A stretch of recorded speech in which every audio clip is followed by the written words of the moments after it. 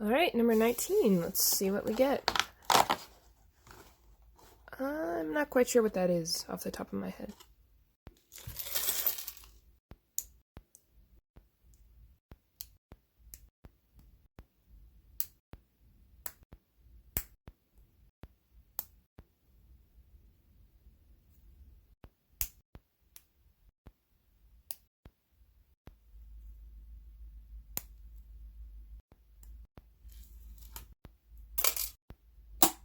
I could be wrong, but I think this is the motorcycle leaving the Dursleys over the water, but I'm gonna look it up just so I'm sure.